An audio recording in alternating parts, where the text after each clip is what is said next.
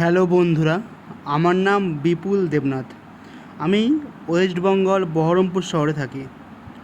তো তোমরা দেখেছো জামাষষ্ঠীর দিন রাত্রি 7টার সময় জ্ঞান গেমিংয়ের যে অ্যাক্সিডেন্টের যে জাস্টিস চাওয়ার ভিডিওটা সে করেছিল, সেটা আশা করি সবাই দেখেছিল। ভিডিওটা দেখে মানে এক কথায় নিজের মতো করে বলি, চোখের জল কিছুতে আটকাতে পারছিলাম না। কারণ আমার সবথেকে যদি কেউ হাসির আর নিজেকে মোটিভেট করার যখন আমি কষ্ট পেতাম না, 8টার সময় জ্ঞান দাদা জ্ঞান গেমিং লাইভে আসতো তার চ্যানেলে। কী জানি যখন এটা মন খারাপ হতো ইউটিউব চালাতাম, একটা নোটিফিকেশান আসতো, জ্ঞান গেমিংয়ের লাইভ স্ট্রিমে গিয়ে দেখতাম। তার সাথে ছিল কিছু মোটিভেশন স্পিকার, তার মধ্যে আবার আমাদের প্রিয় রাইস্টার দাদা সবাই গেম প্লে দেখাতে আসতো। সব মিলিয়ে আমাদের যেটা মেন মোটিভ, জ্ঞান গেমিং দাদা যে আমাদেরকে এত ফানি কন্টেন্ট দিত, যার আওয়াজ শুনে এক কথায় আমাদের হাসি আটকাতো না। কিন্তু এপ্রিল মাসে 21 সামথিং 22 তারিখে আমি যখন দীঘায় ছিলাম, তখন বাড়িতে জানতে পারি যে জ্ঞান গেমিং দাদার একটা অ্যাক্সিডেন্টে তার পা তিনি হারিয়ে ফেলেন। তো সেটা শুনে খুব কষ্ট হয়। আর প্রথমত ভাবি এটা হয়তো সত্যি কথা না, এটা হয়তো ভুল কথা, মিথ্যা কথা, যাই হোক, এটা ফেক কেউ হয়তো ছড়িয়েছে। তারপরে যখন টন্ডে গেমার, ইউজি গেমার, আর তারপরে 2-3 দিন পর আমাদের অফিসিয়ালি জ্ঞান গেমিংয়ে একটা পোস্ট করা হয় যে জ্ঞান গেমিং আমাদের যে জ্ঞান গেমিং সুজন দাদার যে হলো ওয়াইফ বা ভাবি আমাদের, তিনি আপডেট দেয় যে একটা অ্যাক্সিডেন্ট জ্ঞান গেমের সাথে হয়ে গেছে, তো তার একটা পা তিনি হারিয়ে ফেলেছেন। তো এটা শুনে এক কথায় বিশ্বাস হচ্ছিল না। বাট তা সত্ত্বেও আমরা যেহেতু গেমিং খেলি না, তা সত্ত্বেও ভাই কিছু বলার নয়, এটা একটা আশ্চর্যজনক ঘটনা।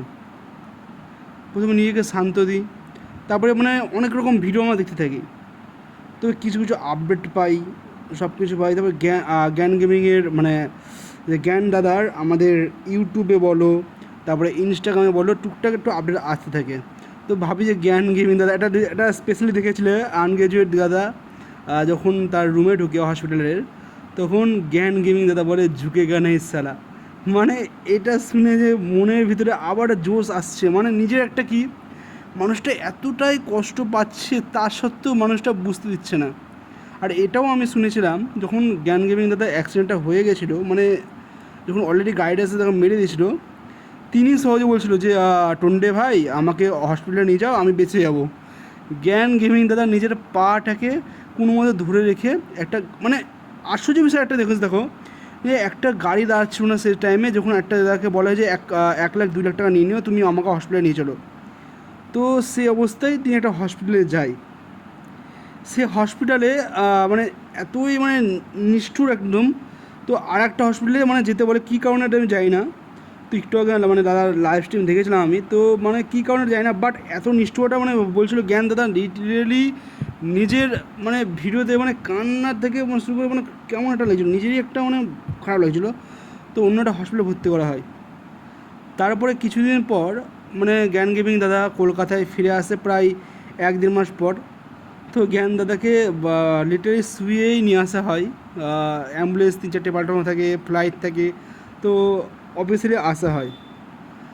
তারপরে আমাদের জ্ঞান গেমিং দাদা জন্য একটা সেলিব্রেট হয়, এত বড় একটা অ্যাক্সিডেন্ট হয়েছে, তার মধ্যে হলো দাদা 16 মিলিয়ন সাবস্ক্রাইব পূর্ণ হয়ে গেছে, তার জন্য একটা সেলিব্রেট হয় ছোটো একটা।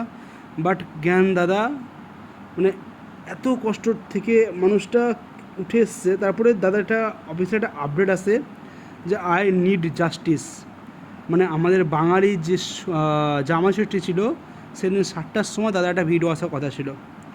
সো তথারীতি লাইভ স্ট্রিমটা জামাষষ্ঠীর 7টার সময়, জামাষষ্ঠীর দিন 7টার সময় ভিডিওটি শুরু হয়। ও তিনি প্রথমে তো ভিডিওটা লিটারালি আস্তে আস্তে শুরুতে থাকে, আর গেমিং দাদা নিজের ইন্ট্রোডিউসিং করে, আর ব্যাপারটা কী হয়েছিল সেটা পুরো খুলে ধরে, ব্যাপারটা পুরোপুরি খুলে ধরে, আমাদের সামনে খুলে দেখায়। তো যে মানুষটা দ্য জ্ঞান গেমিং দাদাকে মানে অ্যাকশন করেছিল সে মানুষটা অলরেডি ড্রিঙ্কস করেছিল।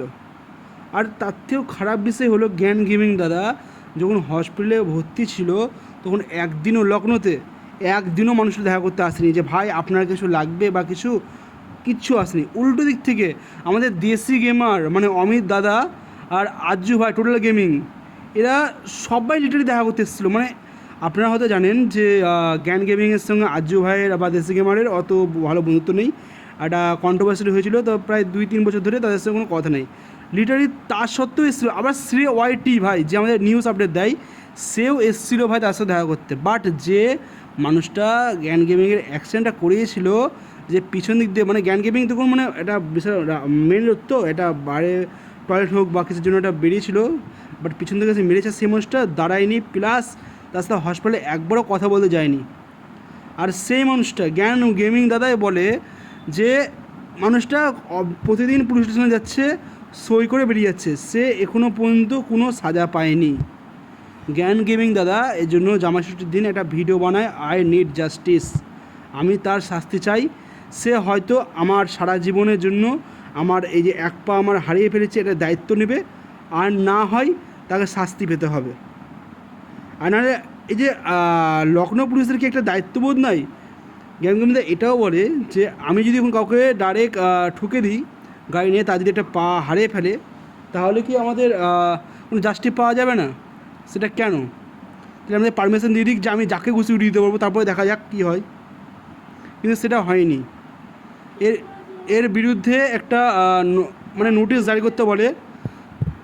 মানে আরও তিনি নরেন্দ্র মোদী আমাদের মানে প্রধানমন্ত্রীকে একটা ট্যাগ করে মানে ভিডিওটা ছাড়ে যে আমি কিন্তু এটা জাস্টিস চাই, আমাকে এর শাস্তি হয়, আপনি এটা আমাকে বিভেদ দেন বা আমার সারা লাইফের আমাকে খরচা দেন। বাট সেটা কিন্তু এখনও পর্যন্ত জ্ঞান গেমিং ছেড়েছে, তার রিয়াক্টে দেখলাম প্রায় 7 মিলিয়ন মানুষ দেখেছে। আর নিচে তার মানে 2 ভাই বলতে পারো, মানে 2 ভাই আনগ্রেডেড গেমার আর আমাদের টন্ডে গেমার ভাই রিয়াক্ট করেছে উই নিড জাস্টিস।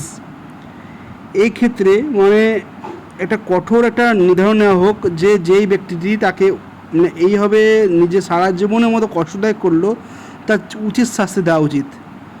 তো আমারও ভাই সেম কথাই যে মানুষটা এত বড় একটা অপরাধ করেছে, সে খোলা মেলা জায়গায় ঘুরে বেড়াচ্ছে কি করে, তাকে হলো পুলিশের হাতে তুলে দাও, নাহলে জ্ঞান গেমের হাতে তুলে দাও, তার উচিত শাস্তি দেওয়া উচিত তাকে।